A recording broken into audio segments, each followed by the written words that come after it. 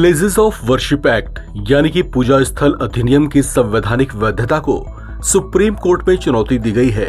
इस याचिका पर सुप्रीम कोर्ट और chief justice of India Sanjeev Khanna की बेंच का इस पर क्या रुख है वो हम आपको बताएंगे, लेकिन पहले आप ये जान लीजिए कि ये एक्ट क्या कहता है। दरअसल प्लेसेस ऑफ वर्शिप एक्ट या पूजा स्थल अधिनियम 1991 कहता है कि 15 अगस्त 1947 से पहले के सभी धार्मिक स्थलों की यथास्थिति बनी रहेगी, यानी उससे किसी भी तरह की छेड़छाड़ या उसके अस्तित्व को चुनौती नहीं दी जा सकेगी। फिर वो धार्मिक स्थल मंदिर हो, मस्जिद हो, गिरजाघर हो या किसी और धर्म के पूजा स्थल क्यों ना हो, वे सभी उपासना स्थल इतिहास की परंपरा के मुताबिक ज्यों के त्यों बने रहेंगे।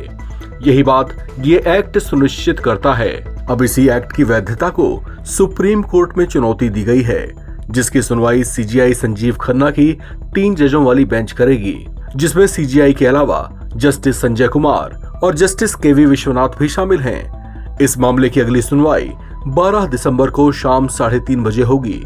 जो याचिका सुप्रीम कोर्ट में दाखिल की गई है उसमें कहा गया है कि ये एक्ट लोगों की समानता, जीने के अधिकार और व्यक्ति के निजी आजादी के आधार पर पूजा के अधिकार का हनन करता है। इस संबंध में हिंदू पक्ष की ओर से दाखिल की गई याचिका में कहा गया है कि ये एक्ट लोगों के अदालत जाने के मूल अधिकार को भी रोकता है। इस तरह की याचिका को लेकर सुप्रीम कोर्ट पहले ही केंद्र सरकार को नोटिस जारी कर चुका है। ऐसे में उनकी ओर से जवाब का इंतजार है। आपको बताते चलें कि प्लेसेस ऑफ वर्शिप एक्ट 1991 के कुछ प्रावधानों को लेकर सुप्रीम कोर्ट में कुल 6 याचिकाएं लगाई गई हैं।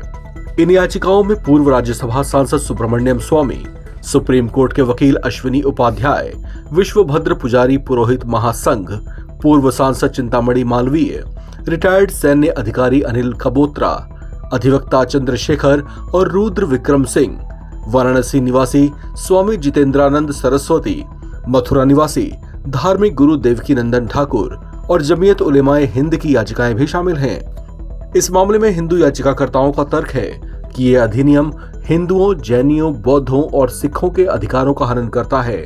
उनका कहना है कि ये अधिनियम उन्हें अपने पूजा स्थलों और तीर्थ स्थलों को फिर प्राप्त करने से रोकता है, जिन्हें आक्रमणकारियों ने नष्ट कर दिया था। वे ये तर्क भी देते हैं कि ये एक्ट धर्मनिरपेक्षता और कानूनी शासन के सिद्धांतों का उल्लंघन करता है, जबकि मुस्लिम पक्ष जमीयत उलेमाए हिंद की ओर से दायर याचिका में हिंदू याचिकाकर्ताओं के पिटीशन को चुनौती दी गई है।